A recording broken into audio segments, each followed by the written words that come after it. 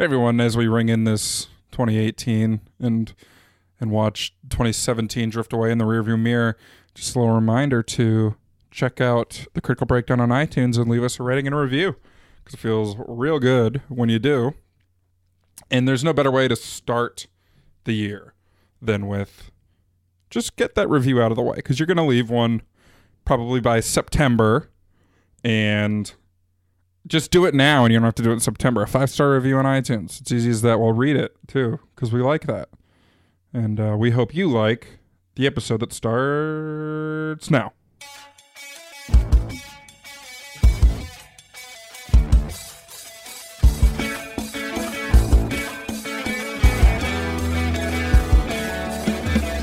Hello and welcome to the Critical Breakdown, the podcast where we start at the bottom of Rotten Tomatoes and work our way up to 100% fresh. I'm Jodi. I'm Kara. I'm Julia. And I'm Sarah. And we're here hosting this week's episode, Mean Girls, 83% fresh on Rotten Tomatoes. Yeah, people love this movie. Rotten Tomato. Yeah. People love it. And we'll get into why. But before we do, let's catch up with each other. What have you been up to, Kara? Just working. I've been watching Manhunt Unabomber after we talked about it. I got obsessed with that. A little worried about myself with how much I agreed with the Unabomber on a lot of it. I'm right there with you. I was a little worried at how attracted I was to the guy that played him. But that's neither here nor there. What about you, Julia?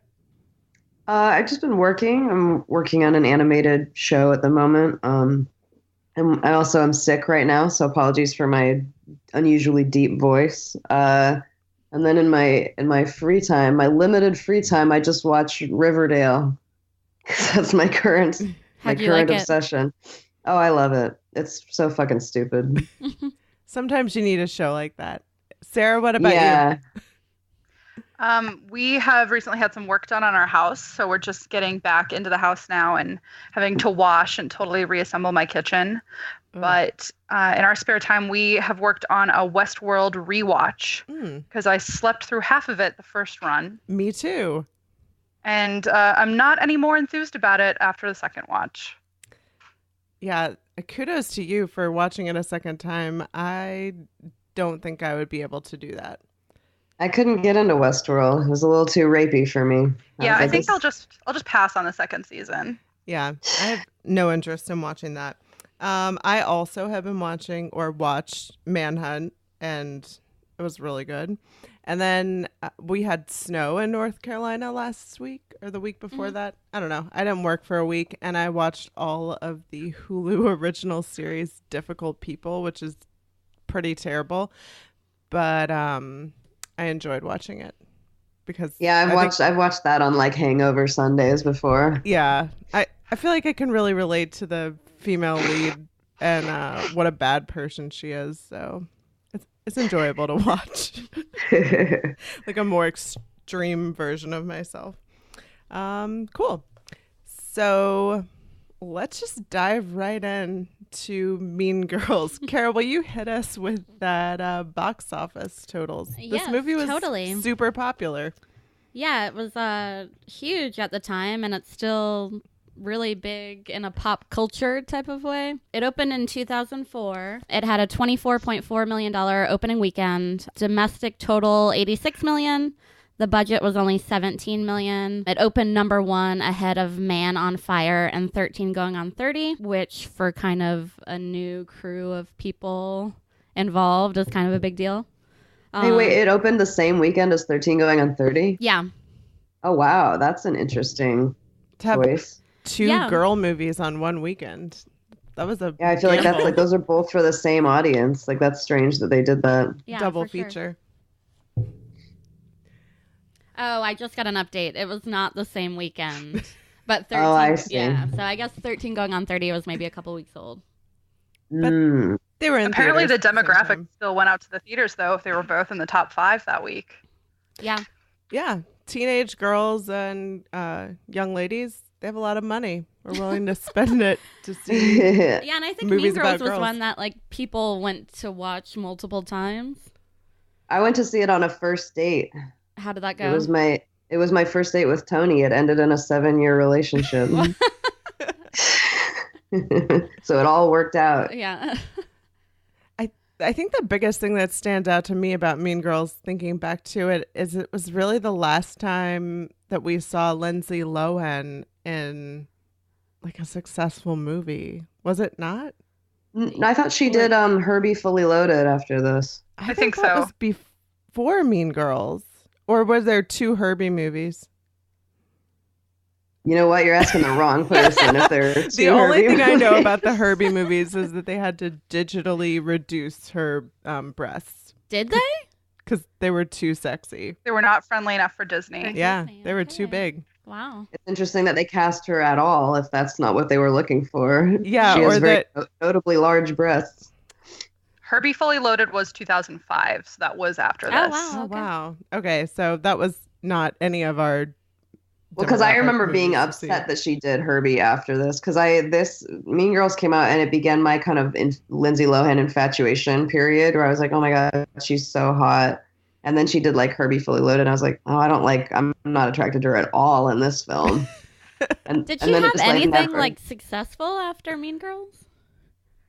Well, I guess I don't- Herbie Fully Loaded, but then she had her Samantha Ronson period, and then her. Yeah, she came out with an album of music. Oh. It's, Wasn't she the like I'm tired of rumors starting? Wasn't that Yeah. her? Yeah, it was her ill-advised music career.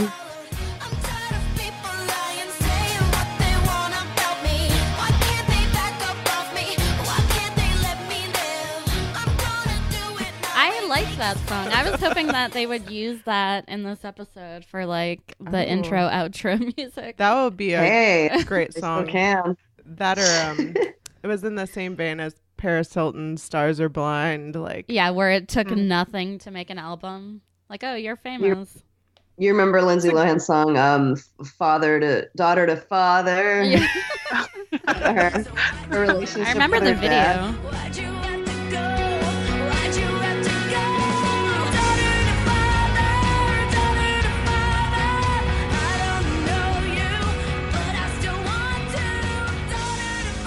Oh God, it's so cringeworthy because it's just like there's no subtlety at all. well, speaking of no subtlety and cringeworthy, let's get right into the summary of Mean Girls.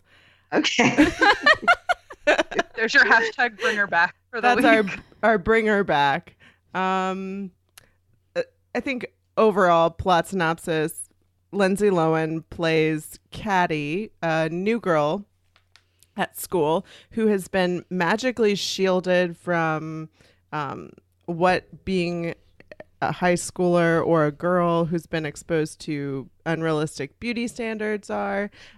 Because she grew up being homeschooled in Africa, and she comes to a new high school where she's trying to basically see where she fits in with the cliques of Mean Girls.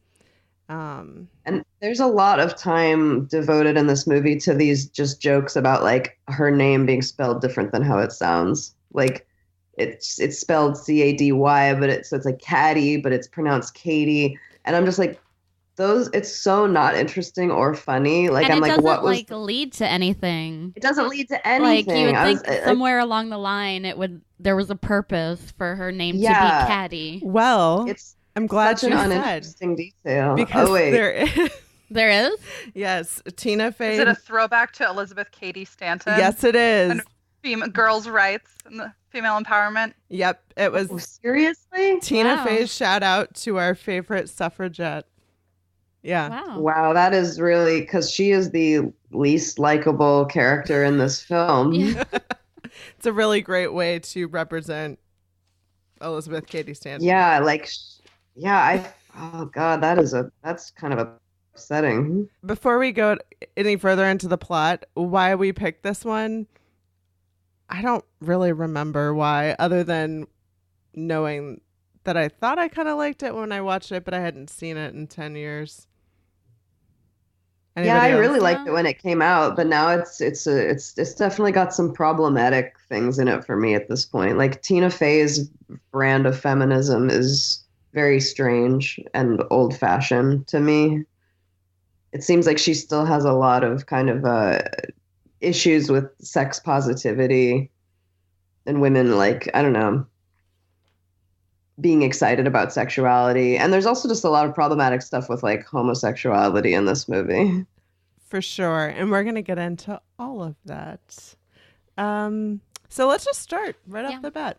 So Caddy starts at new school. From Africa. No details, just somewhere in Africa. Well, it's a really big continent. Yeah, I mean, do they ever say what part of Africa she's from? No. The African part? That seems irresponsible right off the bat. Yeah. And it did lead to one of the people of color who were background actors getting a one-liner, which is when, what was the teacher's name? Miss Norbury. Miss Norbury's like, oh, welcome, and looks directly at the only black girl who's sitting in the class. It's like, you must be the person from Africa. She's like, ha, I'm from ha. Africa. Also, she would have already been in that class. Right. Yeah. Like Tina Fey's character would have already known this girl. So I was like, what does this mean? That is correct. Because they said the only new student is Caddy. So it's like, then why would she look at one of her for like 4 weeks before? Yeah, I would thought that was very odd this time around. Also, when Caddy first comes into the, or Katie, whatever, first comes into the classroom and starts talking to that one girl, and she's like, oh, you probably know who I am. I'm the new student. And then that girl has the line of, talk to me again and I'll kick your ass. But it's like very clearly added in post. That line, you can tell her mouth just says the words, okay. But they did it. They did it on a cut and they tricked it. It was like one of those like post-production punch-up things. To make it racier. Yeah. Because it was clear that her response of okay wasn't like exciting or funny enough. So then in post, they were like, well, how do we insert her saying? Yeah, they changed a lot of like weird stuff. Like the part where the girl got in, they said she like made out with a hot dog. They said it was supposed to be like gave the hot dog a blowjob, but it was going to make them have like a rated R rating. So they changed it to make out with a hot dog, which is even weirder. And like you can tell during that like the line's not right.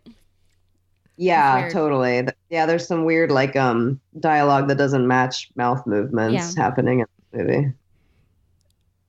Crazy. So we get a little a little blurbs of like the hot dog girl. People are all introducing themselves and talking about times that doesn't it start with them talking about times that Regina George like acknowledged their existence?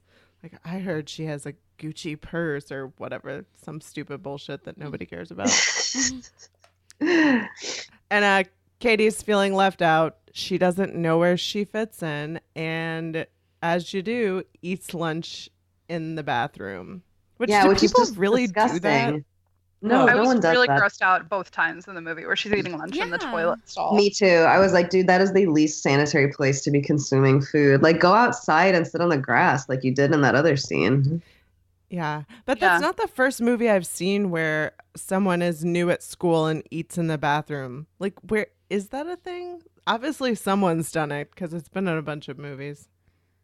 Maybe it's one of those things where it's happened in movies so often that they're like, yeah, people do that. Like, let's film that again. It's one of those teen movie, high school movie tropes. Yeah, that just seems gross. This movie is full of. Which I didn't realize or remember how many it did have and how much of like a true teen movie formulaically this is. Embarrassingly, then, like, if she like walks out with her plate of food, like people are gonna be like, "Oh, why is the new girl eating the bathroom?" She gross. And somewhere in there, Janice, who is the school's only goth, like eccentric goth, kind of lesbianish girl, named after Janice Ian, the singer. I did not know that. Yeah, she released a song in the I guess it was the 60s or 70s. Like I knew the truth from 17. The love was meant for beauty queens. That like really sad song about being a reject. Mm-hmm.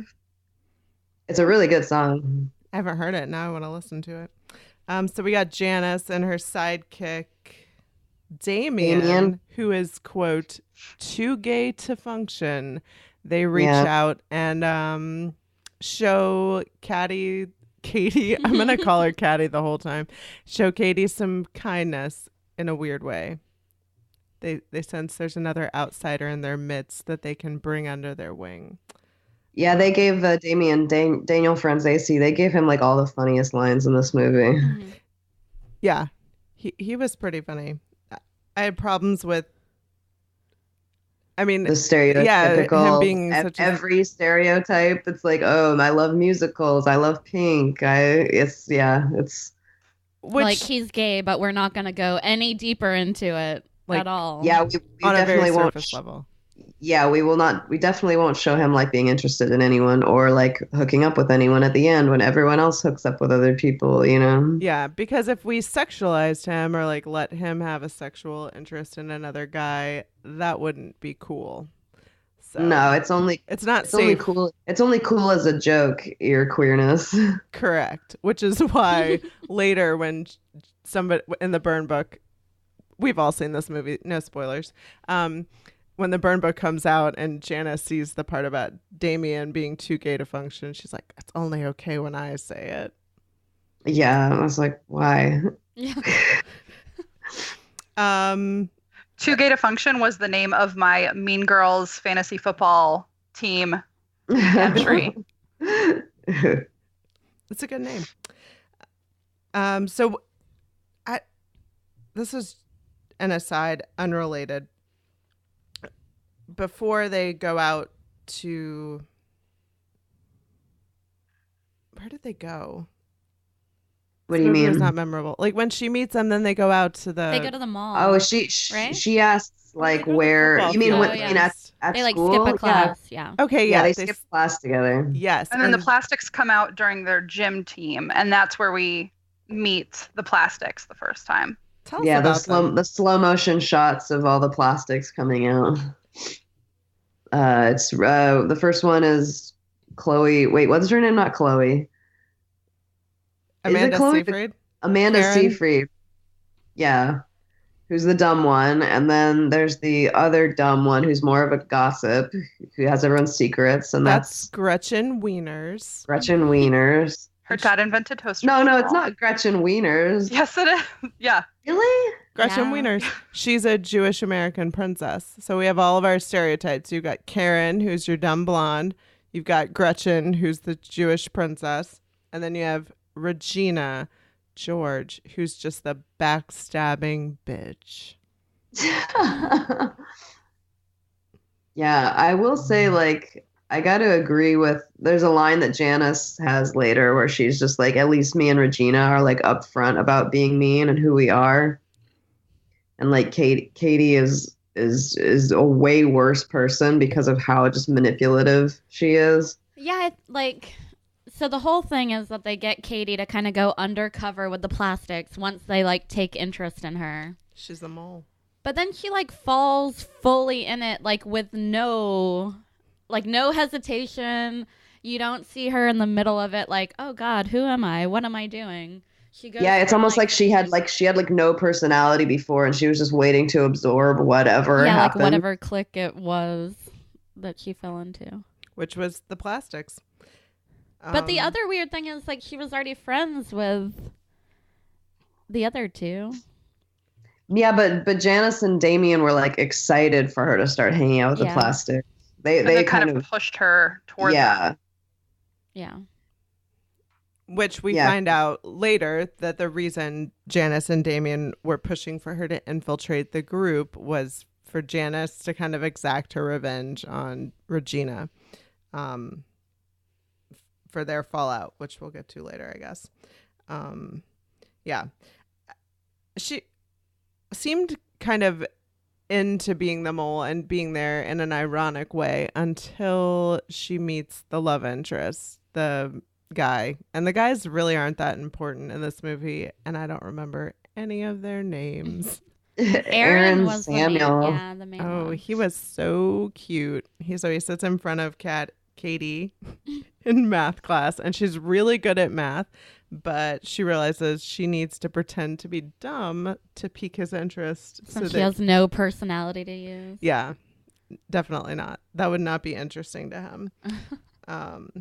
Yeah, it's so bizarre. It's just like they set it up that it's like, what type of person were you in Africa? Were you just nothing, like a complete blank slate of a person? And like even that's something she could use. Like he might find that interesting. Like, oh, cool, you lived in Africa. What was that like? But instead she's like, oh, I'm an idiot. You want to talk to me about me being an idiot? Yeah, exactly. But also, it's not even consistently done. Like she wavers back and forth between being good at math and not good at math. Well, yeah, when she's pretending to be bad and like failing so that she can get him to tutor her. But going back to that of her being a blank slate, that is problematic because her parents are intellectuals. They're like research professors. She's been homeschooled. They lived abroad. She obviously, if she was a real person, would have had very well-rounded experiences and probably would have been pretty grounded in who she was. Exactly. Like I feel like she would have a lot of opinions and like really strong points of view raised by parents like that. Yeah. But and like there's even that scene where like after she has the party and she hides her parents like African vases or fertility vases under the sink to keep them safe from everyone. Like, and her mom brings it out later. She's like, "This is a fertility vase. Doesn't that mean anything to you?" And she's like, "No." And then the mom goes, "Who are you?" And I'm like, yeah, what the fuck? Why wouldn't that mean anything to you if you've been raised with like thinking things like that were important for like 17 years or whatever it is? Yeah. Yeah. It was weird. When the boy, Aaron Samuels, is introduced and she's like, oh, I met this cute guy in my class, and she's confiding this to Gretchen. And Gretchen's like, oh my God, tell me who it is. And she reveals that it's Aaron. And then Gretchen says, ex-boyfriends are off limits to friends. Those are the rules of feminism. Mm-hmm. And I didn't know that was a part of the feminist manifesto, but it is, just in case. Yeah, I think Gloria Steinem wrote that in her first book. It's in one of the lost chapters. The title of the book is Ex-Boyfriends Are Off Limits. Yes. The rules of feminism. Basically. Yeah. But while that's happening and she gets to sit in the cafeteria and they're going over all the cliques, which were pretty awful, but also kind of accurate, at least from my own high school experience. The most accurate one I found to be the sexually active band geeks. Yeah. Right. Because I don't know accurate. about y'all's high school, but everybody in band was hooking up with everybody. Probably more so than any other group. So good for them.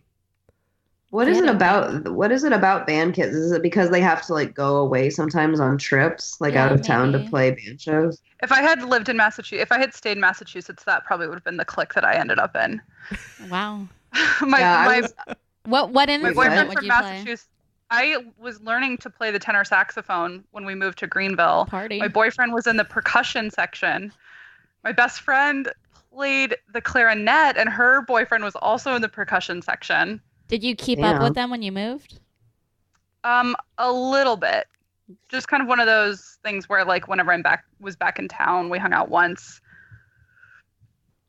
I was in band in 6th grade and like I played flute, and it was definitely a situation of like, oh, I'm traveling with these people to like go play shows around the town. You know what I mean? You just go slightly outside the town with them. Yeah, it's kind of like this elevated, like, ooh, adult, like there aren't as many adults around. And I think there's something to that in terms of. Yeah, and then like if you're playing after school, like in the sports, it's all about gender. Right. Yeah, that's true. So like band would be like everyone together after school. That's true. Mm-hmm. True. I was a yearbook nerd, so I was, in the real fringe of geekdom where we were only friends with each other, but knew everyone in the school because we That was our Oh, business. that's interesting. Yeah. And you're just like looking at that explains so much about you, Jodi. Just watching other people like talking shit about them from afar. Yeah, basically. And we had zero room to talk, let's be clear. But yeah, that was my high school clique. They didn't get into any like yearbook stuff in the movie. No, because it would have been too boring. Yeah. It would have competed with the idea of the burn book, I feel. Yeah. If they'd mentioned Yes, yearbooks. the yearbook was the burn book, basically. Yeah. But going back to when you asked Sarah if she kept up with her friends, that would have been a good plot point. Like if she had a friend from Africa, did she have no friends before she came here? Like she could have been calling her That's how friend. they played it. Yeah. Yeah, exactly. That's they could have. Yeah, that would have been a great device of like, oh, who you used to be versus who you're becoming. Yeah, that would have been way more interesting of a conflict between losing yourself, which either her parents could have called out, or like a resurfaced friend from Africa could have totally called her out on her bullshit. Her parents really should have called that out. Like they were just like props, basically. Yeah. I don't know. It was strange. If you guys, was watching the end credits after we finished watching the movie, and her parents didn't even have first names. They were just Katie's mom and Katie's dad. That's super weird. Well, that's all you are when you become a parent, is somebody's mom and dad. So. Oh, that's my worst fear of becoming a parent. Well, your personality just dissolves. That's how parents introduce themselves to me. Hi, I'm blah blah blah's mom. So is it really? Yeah, it's a little weird because I already know the relationship to their kid. You're like, yeah, I figured. I didn't think you were their like friend that came to say hey. Their 30-year-old. I have no standalone identity. I am solely the caretaker of this child. It's true. So Katie's hanging out with the plastics as part of Operation Figure Out What It's Like to Be a Plastic, and she gets a makeover. The makeover happens like really slowly over the course of time, though. It's never just like one scene. She's all of a sudden hot, which I kind of liked, actually. I kind of liked that it was more of like a gradual build. That is like true. being, like it was like, oh, it started with like her doing her hair a little bit nicer and like wearing one new shirt, and like then it was like a gradual thing. It wasn't just like, let's give you a makeover, because that could have been like the easy way to go about it. Mm-hmm. That's true. When they all eat together for the first time in the cafeteria and are explaining the rules to the plastic clique, like on Fridays you can wear jeans or track pants, and on Wednesdays we wear pink, or whatever day of the week it was. And then she shows up the next day in like Damien's oversized pink polo shirt because she didn't have anything pink to wear. That was kind of sweet. Yeah, I think so. And then they go shopping at the mall and then hang out at Regina George's house, where we meet Regina's mom. Did she have a name? Regina's mom. No, I don't mom. think so. Sarah, Probably no Regina's name? mom. Yep. Okay. I don't think so. She definitely, as a character, only got any of her self-identity from her daughters. It's where she got her youth, her life force. And when they mention that she doesn't sleep in the same bed as her husband anymore, who we never see. Yeah, you never. We see him at the end. We see him at the spring fling, like just crying. Oh, you're right. Never mind. We see him when they're like taking photos of her in her slutty quote unquote Halloween costume. Yeah. The word slut being thrown around so much in this movie, I was just like, oh boy. Which we were talking about this last night a little bit. That is more, I feel like, coming from Tina Fey and women of her age, white women, white feminism. Agreed. Like, she is a smart, funny person, and for her, like, writing this screenplay, she's the ultimate mean girl against girls who are quote unquote dumb or slutty. Agreed. And like, and what really for them. And then what really pisses me off about that is that like this is high and mighty attitude about like the way that women present themselves, and yet within the first 5 minutes of Tina Fey being on screen, she is shown lifts her shirt above her head and is shown in a bra for no reason. I'm like, what? That scene has bothered me since the first time I saw it. I was like, this isn't funny. It's not played for humor, I don't think.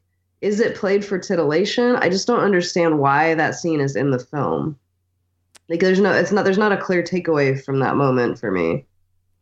Maybe It's just like, to oh, show her being awkward, but you could be awkward in a lot of other ways than having your shirt get stuck. If it was supposed to be awkward, they should have shot it in a different way. It's weirdly like flattering. It makes her look like thin. It's not funny. You know what I mean? If they wanted to have her be awkward, they could have shown that in a million different ways that weren't just like, oh, Tim Meadows seeing her with her bra out. Yeah, You know what I mean? even at the end of that scene, she's like, "We can talk about it again when my shirt's not see through," and then he like stares right down. Yeah, at her. like It's like very awkward. It was very odd. Like, and also if it was played for awkward laughs, like they should have cut away to like a kid in the class's reaction or something of like, oh, whoa. But it just stayed on her, just stayed on her body.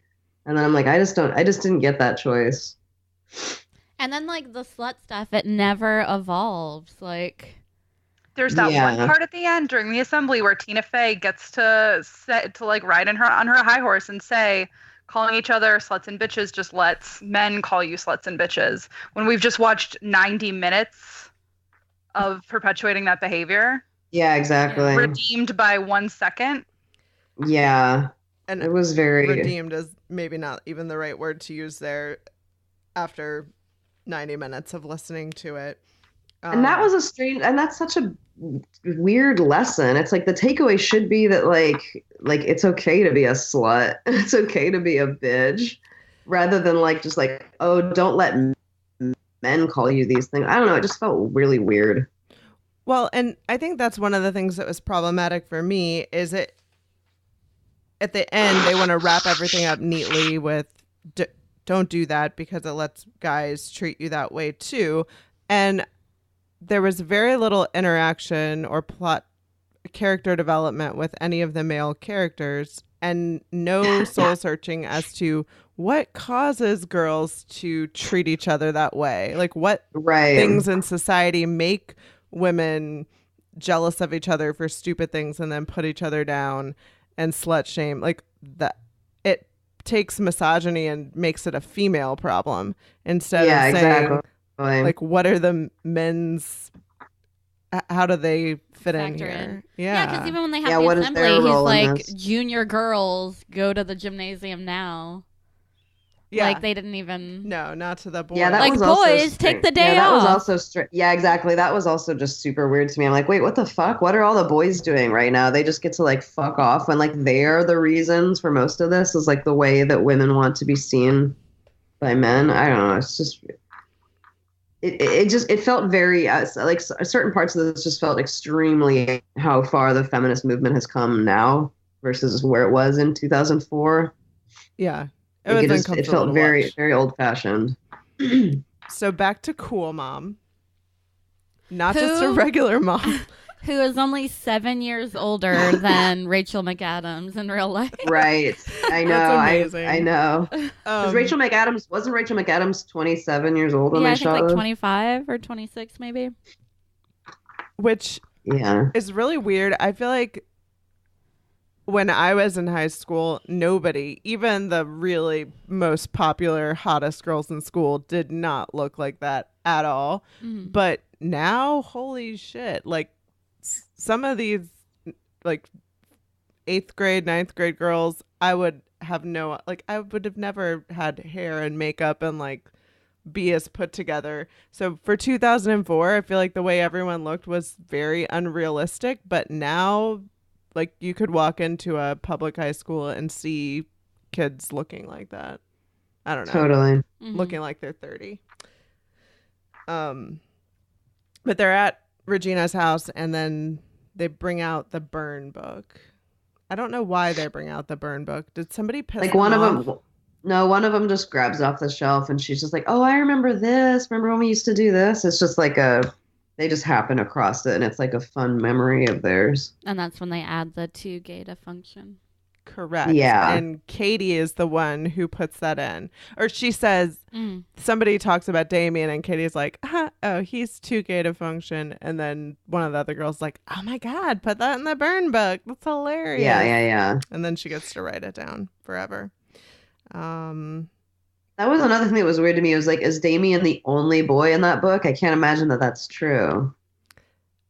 I think he was, or he was the only one that was shown. They mentioned the teacher, the coach. But I think that was it. Coach and Damien. And then there's And like the only the reason kid Coach was in it was because Jason, of the girls. who like Gretchen was into, but they like the one that gets hit in the head with the radio. Yeah. That's the thing. But you'd think he'd be in there. Yeah. And There were some, I felt like the moments of like slapstick physical comedy just fell super flat for me. Like when he gets hit in the face with the stereo, or when like Lindsay Lohan's walking in slow motion and then falls into a trash can like this is a fucking Flintstones cartoon. Or like when the Chihuahua's going buck wild Oh, on yeah, Cool when he's Mom's chewing on her nipple. breast. Yeah. Like so much of it didn't hold up. Like I feel like now it's just like a pop culture one-liner. Yeah, And that's agreed. Yeah. And a lot of it made me so uncomfortable, like with the, speaking of the coach, with the Asian girls who were having sex. Like they were getting sexually abused by the coach, and I was like, haha. Oh, Yeah, it was like people are treated up like in- a joke. And then he just runs out and he's like, well, the principal's like, let's have a meeting. Let's not call the police on this creep. Exactly. Coach. But the police came in for the possibility that the teacher was pushing drugs. Yeah. So at this point, the burn book is out. Oh, Katie survives her first three-way phone attack, which that's crazy. I don't even remember like doing a three-way phone call with anyone. But oh, really? I used to do that. I used to do that all the time when I was a teenager. I loved having like group chats. Were you doing it with the third person secretly on the line? No, that's some skeezy shit. But I did kind of enjoy those parts. Those were maybe my favorite parts of the movie. Yeah. Katie gets invited to Aaron Samuel's Halloween party, and he tells her not to bring a date. And she shows up dressed as, I thought she was the bride of Frankenstein, She says she's an ex-wife. Yeah. Ex-wife. She's basically the only one who's not in a lingerie Halloween costume and didn't realize. But then it is weird that she does dress up as kind of a sexist joke. Yeah. Of like, it's like, oh, instead of like a quote unquote slut who's like celebrating my being proud of my body, I'll dress up as kind of an old fashioned sexist jokes about angry ex-wives. I don't know. I thought that was weird. I was like, they could have made her dress as like anything, anything scary, you know? I don't know. There's just little details like that where I was like, why? And then but then he tells her to not bring a date, and then he kind of just like ignores her a little bit. Yeah, it was super crappy. And then I'm like, why tell someone not to bring a date and then not hang out with them solely the entire time, you know? Well, it seems like she was trying to locate him at the party, which was super hopping. There was a lot of people there. And then Regina approached him first, and Katie thinks that Regina is letting him know that she has a crush on him, which she does. She's like, oh, Katie likes you. Isn't that sad?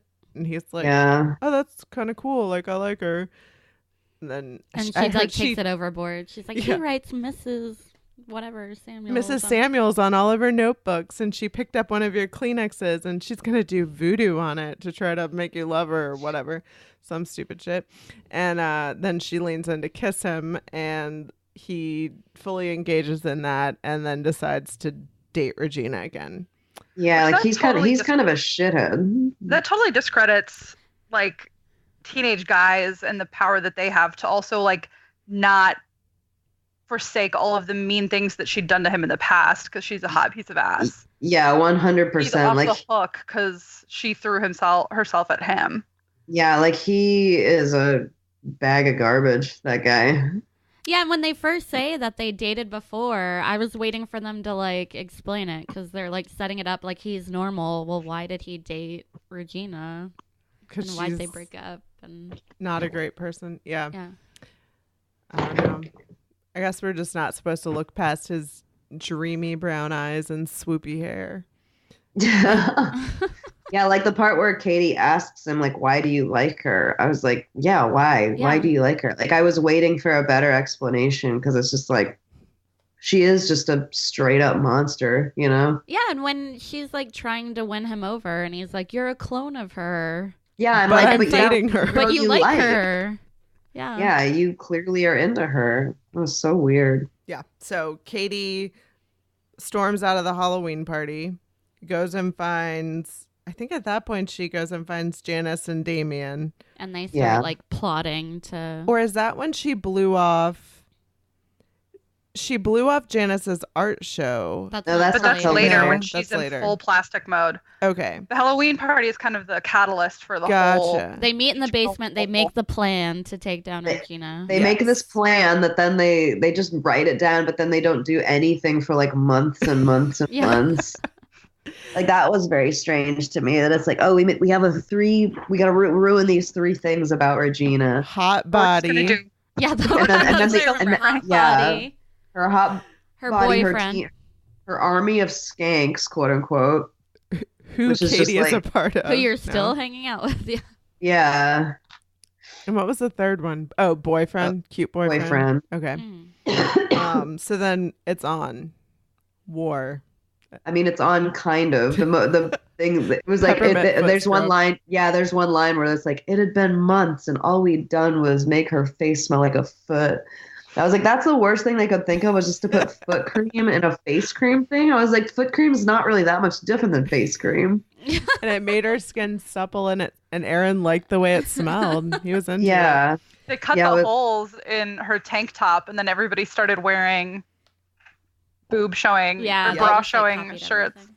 that for me was weird. That moment where they cut her shirt up, I was like, that's just straight up bullying for someone to come in and cut up your clothes. While Like, you're in the shower. Yeah, or gym. Yeah, like if that had been played, that the Mean Girls did that to that it just seemed so. I don't know. Like that could have been such a huge moment if it was Regina doing that to Katie. Mm-hmm. Like that could have been just such a cruel thing to do. Like it was just weirdly cruel, but once it was played off as like a joke. But I was like, that's not even like sneaky or subtle or like secretly fucking with her. That's just like straight up cutting up some woman's clothes. Like I just thought that was weird. Like it's supposed to be okay because she's so mean. Who cares? Yeah, Yeah. yeah. One of the things I really enjoyed about this was the flashback to the mid 2000s fashion trends, Yeah. such as kitten heel flip flops and wearing like a shit ton of layered tank tops with like exposed different colored bra and a Yeah. wide leg bootcut jean, a little bit of Midriff, you have to. a little bit of that lower belly, that soft part Yeah. of your belly. Even the teachers, like even Tina Fey. Everybody. Yeah. Yeah. That took me back. I was like, oh, I remember that. With like those really, really pointy high heels, like with the witch toes. Yeah. With jeans. Yeah, with Yeah. jeans. With a flare bottom jean. That just made me a little nostalgic. There's a lot of montage stuff. Nothing really exciting happened other than we're starting to see little subtle hints that Katie is actually enjoying things. So like she would say, oh, I'm going to go do my own whatever, like secret mission. Sabotage. Yeah, sabotage. And Janice is like, we didn't have anything planned. She's like, oh no, this is on my own. I got this. But really, she's just wanting to like hang out with Regina and Gretchen and Karen more. The turning point is when she cracks Gretchen wieners. Yes. Sarah, tell us how she corrects Gretchen wieners. She's very manipulative, and she kind of comes up with this all by herself with the candy cane grams, which my fiance and I were watching this movie, and my high school did candy cane grams and Valentine's, but Did his they? didn't. Yeah. I don't think I ever got any. But Katie very cleverly purchases 3 and sends them to all the plastic members addressed from Regina. So like one to Karen, one to Katie, and then I don't know who the third one's for, but Gretchen doesn't get anything. That was a good plan. Oh wait, so you had candygrams at your school? Yeah. Did that I was like wondering about that when I watched it. I was like, that must have started like so much drama. I don't know. I didn't get any. I don't think me and my friends really sent each other any. I think it was just always like a fundraiser for prom or homecoming or something like that. Okay. Yeah, I vaguely remember our high school doing that. Like It just Valentine's Day. seems like that would be like such a it would just underline the social structure in high school. But you know what? I don't remember it being a popular thing. Like it was more of maybe guys would send them to people. I don't know because I didn't get one, but it seemed as more of a way for people to secretly let their crush know they were crushing by sending a 25-cent sucker Carnation. to them. Yeah. Or a carnation. Yeah. It's kind of fun. I love how thinking back on high school now and just thinking about things like that where it's like, oh, that's just you're just setting up. It's just you're just setting up situations for these kids to like let each other know how they feel about each other, like weird like social things. Even the idea of like dances is so kind of funny. All of it is. And the whole time, like they had flip phones and were texting, but social media as a concept like was not really a thing. I guess Friendster and MySpace would have been kind of in their height. But when we were in high school, I mean, people had AIM Instant Messenger, right? But there was not like a social media platform where you were being bombarded with people's lives when you weren't at school. And I can't imagine being a teenager now and having like people have access to your life when you're not at school so they can see what a loser you really are. Don't even want to imagine that. It's just like, oh, what a night. That's one thing that I couldn't help but think about while watching this too, is like if we were to make this in 2017, three-way calling a text wouldn't be a thing, and like the candygrams, would that be like Snapchat direct messages instead, or some sort of Facebook message bullying? What would it even be like? It would just be cyberbullying. Yeah, it would just be cyberbullying. It would be like that horror movie about the cyberbullying and then that girl kills herself. That movie we put on as a joke. We're like, oh, I bet this would be really stupid. And then we couldn't turn it off because it was like, what's going to happen next? Was it called Unfriended? Or something? I really enjoyed that movie. Never unfriend someone on Facebook or you could die. Yeah, so she's basically turned into Regina George. So she cracks Gretchen wieners. Gretchen just spills all of Regina's secrets. Somewhere in there, they have a school Christmas play pageant where they come out and do Sexy Santa Baby, where Katie's parents look horrified that their daughter is participating in this. And you've got Cool Mom out in the audience, like doing dancing all of the moves along with them. I think when Regina like snaps at Gretchen when they're getting in order to do their dance just because of their heights, but Gretchen has all these other things going through her mind because of the candygram. So she is broken. Mm-hmm. And Katie is reveals that Regina George is cheating on Aaron Samuels. That's with Shane Oman in the projection booth above the auditorium. Yes.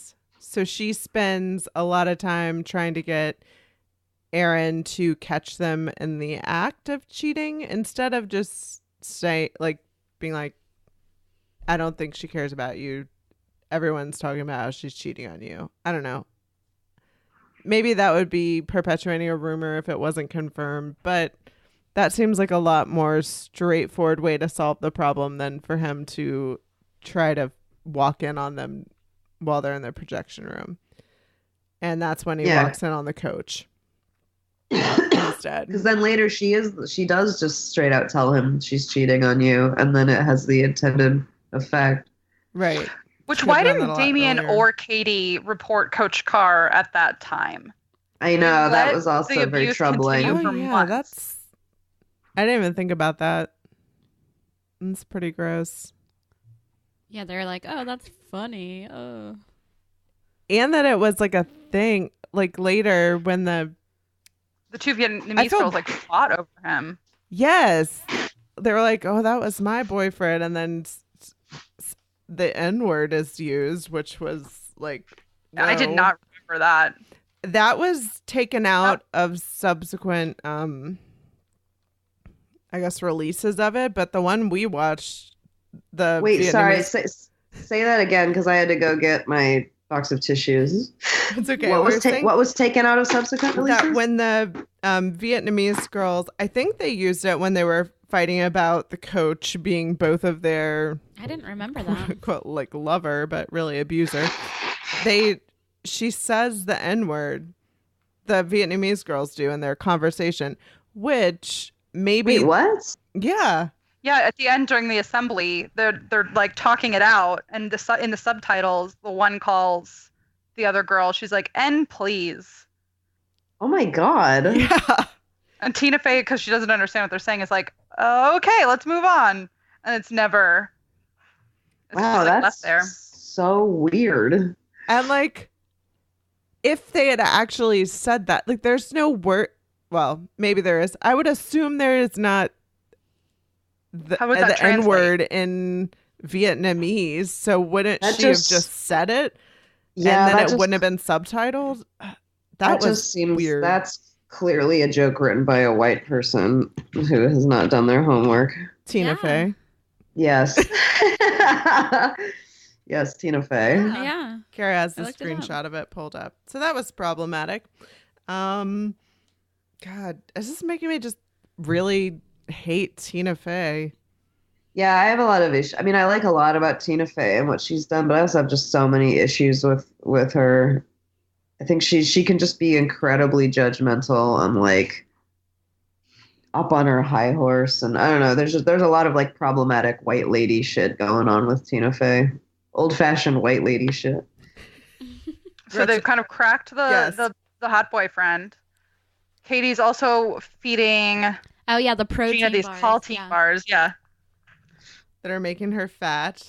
So we get I'm like, does Regina George? Oh my god, yeah, the fat shaming in this movie. Oh boy. But anyway, like, but is Regina George a complete goddamn idiot? Like, does she keep eating these bars even though she's gaining weight? Like, that just was so unrealistic to me.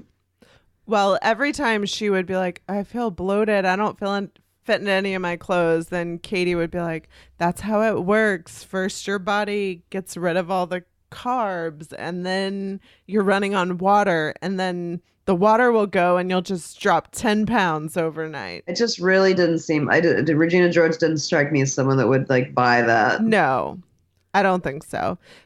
Yeah, because when she did like the cranberry thing at the beginning, she's like, "Oh, this cranberry is making me break out immediately." Yeah, she would like realize, put it together. Yeah, exactly. That's true. Because she is like the sneaky, manipulative one. Katie is too, but like of the three Plastics original crew, she's the brains of the group. But she doesn't put it together. She's so desperate to fit into her size 5 spring fling dress from the store 135. Yeah.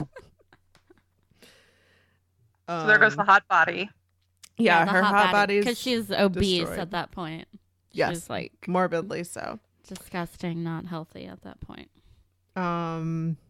And her very realistic looking fat padding. God, it was so lumpy and like just in her butt.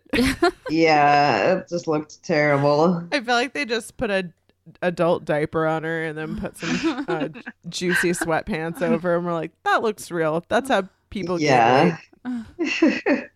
And because she can only wear those juicy couture sweats is when when Gretchen and Karen ostracize her from the table.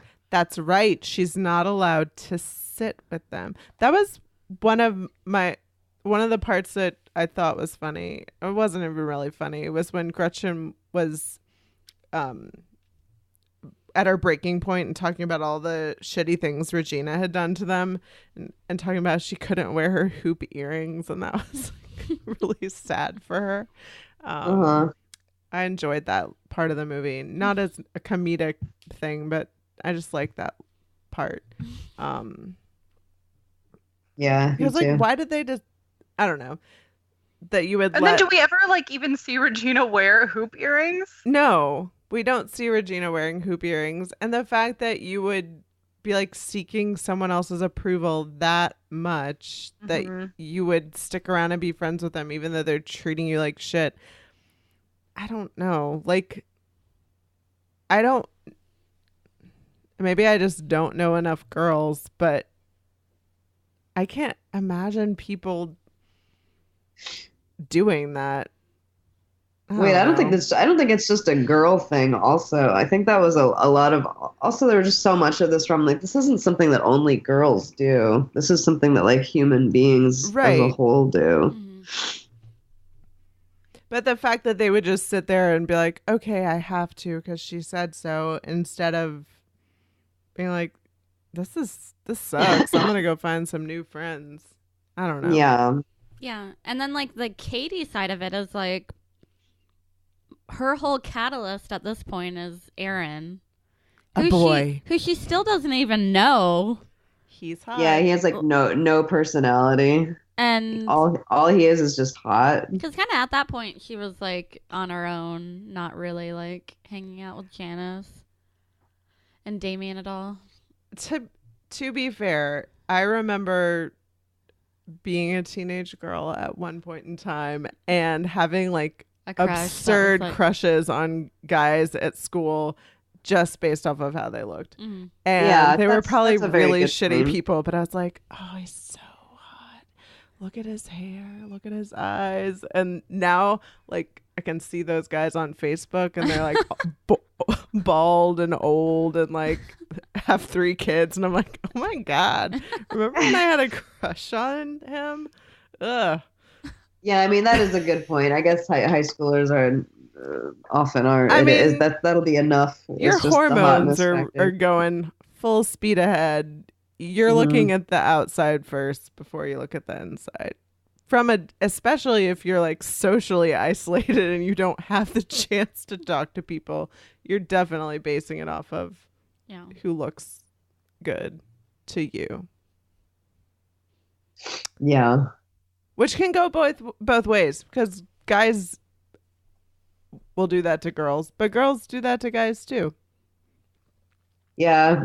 I think the thing that bothered me the most about the movie is just how it ended, how like she does end up with this Aaron Samuels guy, and I'm just like, why the fuck would you why end up with him? It's like she's been terrible to him and he's been terrible to her, and like, but guys, she's good at math now and she accepts that about herself. And he's into it too. And then for Janice Ian's arc to so thoroughly have rejected this like lesbian rumor, that it's that damaging of a rumor, and that she ends up with a guy at the end. I don't know. I was like, it was such a perfect opportunity to have it be about female friendship and female companionship and not have anything to do with ending up in this heteronormative relationship at the end. And then it was that's just how they tied it up, you know? Or even addressing the fact, even if she didn't have a crush on Regina, if they were best friends and then you get to high school and your friends start dating and you're not, and you don't see your friend as much anymore, like they didn't even address that part of it. They didn't address that. I was like, and that was the whole crux of the Janice and Regina conflict. Right. Yeah, I expected that to be what Janice said when she got up on that stage. It was like that was the opportunity to explain like her actions then. But instead they just play it off like this big dumb like lesbian crush on you scene, which was just so cringeworthy. And then Janice admits to masterminding the whole plastics thing, which is just like a huge bullying sabotage of Regina, and the whole rest of the female student body celebrates her over it. Yeah, exactly. And that's like the ultimate mean girl thing to do, is like this secret manipulative sabotage, you know? Absolutely. There wasn't a lot of consistency in the film in terms of what our takeaway was supposed to be. And that they show Regina at the end after she gets hit by a bus, and they go to the spring fling, which wasn't prom, but it was some other type of fancy dance. And they've all been nominated for Spring Queen. Why didn't they just make it prom? What was the... I don't know. there? It was weird. Yeah. But she decided to not go to the Spring Fling dance. She was joining mathletes as a way to earn extra credit to bring her grade back. They go to state. She realizes, I did like that part when they're at the math competition and she goes head to head with the other girl from the other team. And her immediate reaction when she gets up there is to start saying all the negative things. Like in her head, she's thinking like, oh, look at, I don't even remember what bad things she was saying about the girl. And then It's like, oh, she has like lipstick on her teeth. yeah, and lipstick, Mhm. 99-cent lipstick on her snaggletooth or whatever. And Yeah, I was like, God damn it, you're a bitch. Like, but then she said, oh, like putting her down isn't going to help me. She's still going to beat me on this problem. Like snap out of it. That has nothing to do with what Also, like, I don't putting think her that- down doesn't lift me up. I don't think Tina Fey did female kind any favors by showing like the two girls be clearly the weakest links on these math teams. Yeah, they're like, yeah, pick the other girl because she's definitely Yeah, the- I was like, not I'm the sorry, best. why are you doing this? Like, why are you setting up that like the girls are the worst at this? And the fact that she had to be like an exaggeration of like Yeah, that she was like a cartoon version of like a girl nerd. I was like, God. it was her first time putting on girl clothes, putting on a skirt and coming to state. Yeah, so they win. The team's like, we can't wait to wear our mathlete jackets to the Spring Fling. And Katie is grounded from throwing a party. We won't get into the party scene. It was boring. They go to Spring Fling, and she has been nominated for Spring Queen and wins, which is Which- my... Which was so why also okay, here's another thing. Why did they insert the whole thing of Janice Ian being nominated? Yeah, what was the purpose? What I think was the that point of that? Damien put her name in the box. Just was that a bullying move? Like why would you do that? I don't know.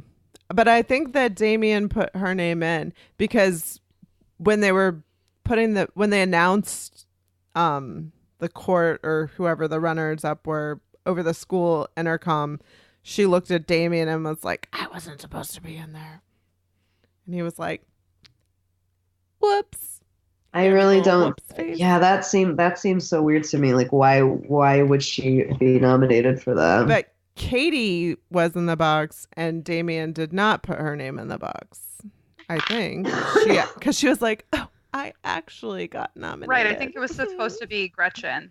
They were trying to get Gretchen nominated, Right. and then because Katie has had this meteoric rise to popularity. But For like real. at the assembly, like everyone hated Katie. Did that Well, those- happen they showed those before the little- Spring Fling? Yeah, because the spring fling's at the end, right? Oh yeah. Ugh. I was having a hard time keeping track of it by the end because I was So Well, they showed Jodi, those underclassmen voting for Katie. maybe, Because- but people voted for her because they were saying that they either hated Regina George or they liked that they thought that Katie had pushed her in front of the bus.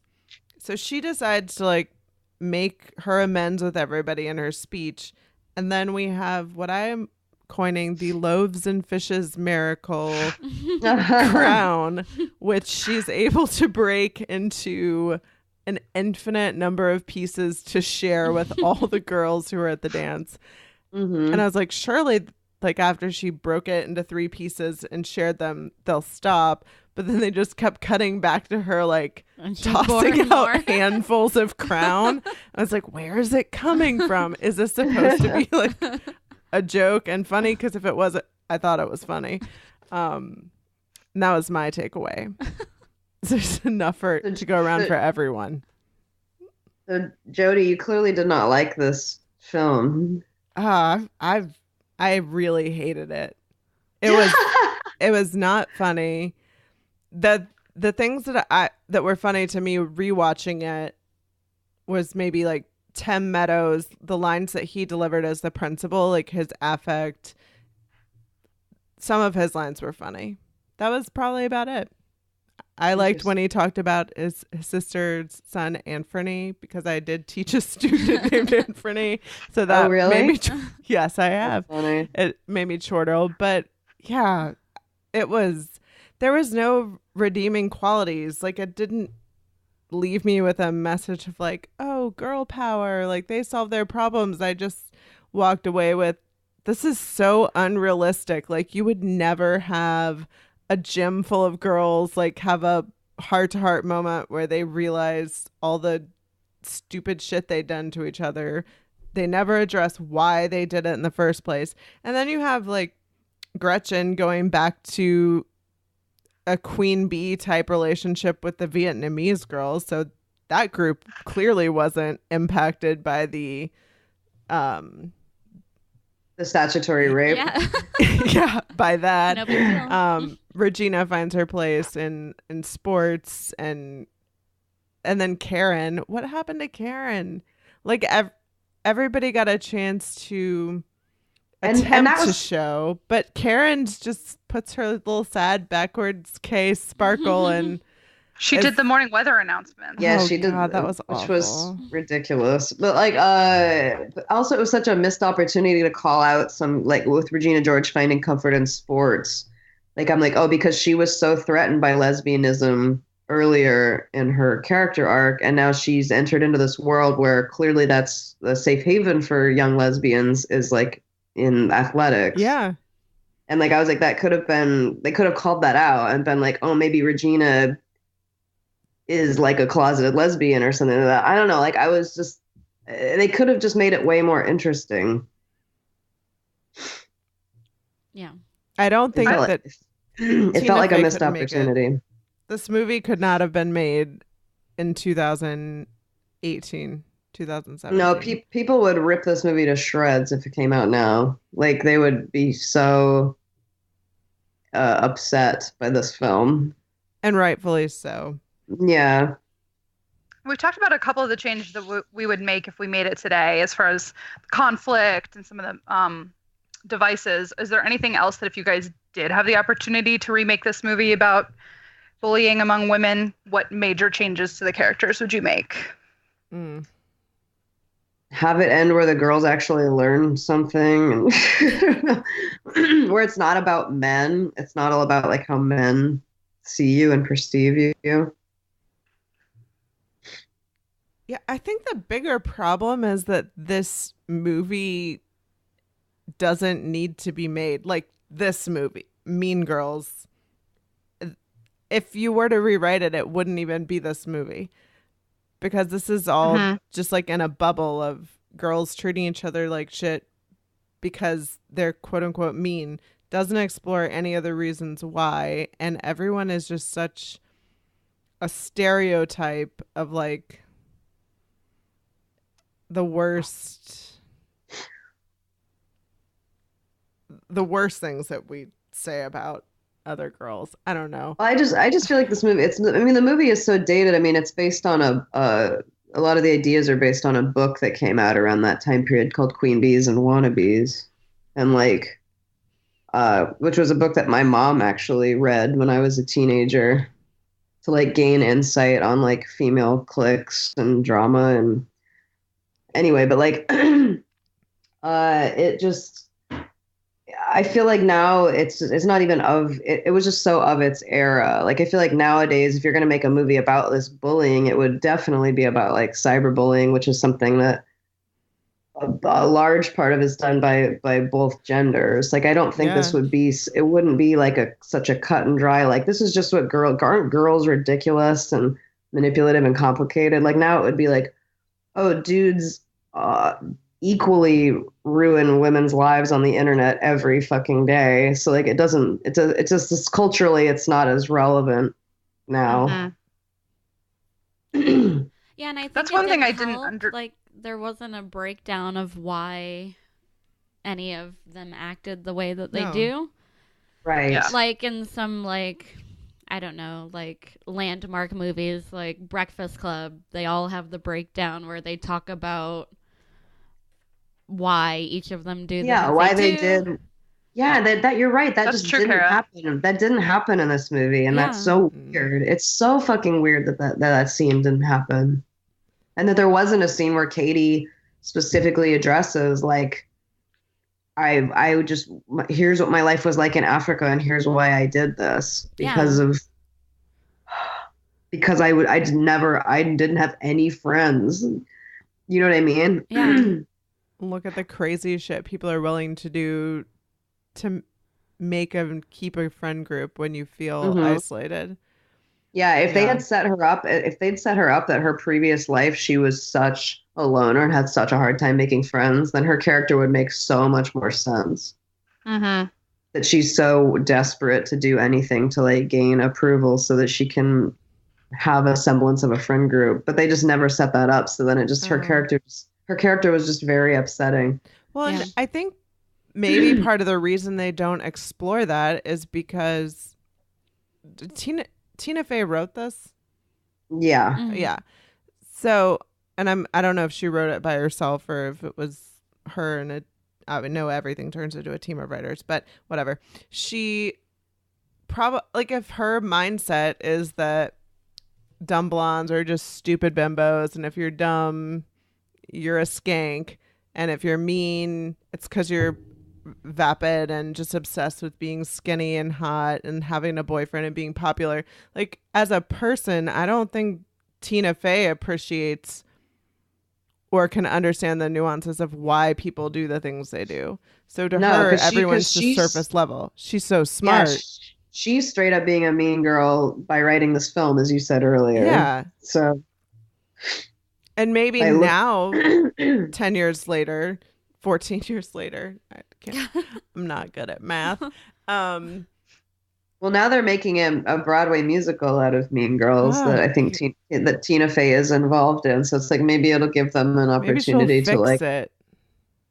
Well, yeah, that's what I think. I feel like Tina Fey herself has learned a lot as a feminist since writing this film. So I feel like maybe it'll give her the opportunity to rectify some of the issues with the movie. That sounds like a horrible idea to make this a musical. Yeah, I don't know. Legally Blonde has done well as a musical. Yeah, but Legally Blonde, as problematic as some of the parts of it are, has women working together to like solve problems, which we don't really see happen in this movie. And she doesn't, and in Legally Blonde, she doesn't end up with the asshole at the end of the movie. Correct. And Elwood is like a nice person, regardless of They should do what you 13 look like. going on 30, the musical. 13 going on 30, the musical, I would definitely see. Yeah, I love that movie. After but watching, I wouldn't want Mark Ruffalo to be in the musical though. I know. 'Cause he's one of the main reasons I love that film. I think he's everyone's reason they love that film. I wish that Clueless had been the 83% movie. Yeah, I mean, I realized we missed that at compared 81%. it a little bit. Like, this movie's kind of like Katie's kind of like Ty. Like, if Clueless was from like Ty's point of view. Yeah. I can see that. Yeah, that's true. I'm trying to think of anything recent that's come out that could compare to it. That compares to this. I can't think. Did you guys see The Duff? No, I didn't see The Duff. How was that? It's cute. You would like it. It's Mae Whitman is the girl, like main girl in it, and there's aspects of it that are cyberbullying. It definitely has that high school formulaic where it's like she's trying to learn how to like flirt with this one guy from the school jock, and in exchange she has to help him through with chemistry, but they end up falling for each other. So it's got some similar elements, but it's definitely better for now, for this capsule in time, and I think it takes more away from it at the end. I guess too, I just can't relate because I think this is focused on young women, and obviously some of these things are problematic for women of all ages. But I think as you get older, at least in my experiences, people are just more open to walking away from something that's not working, and like, I don't know.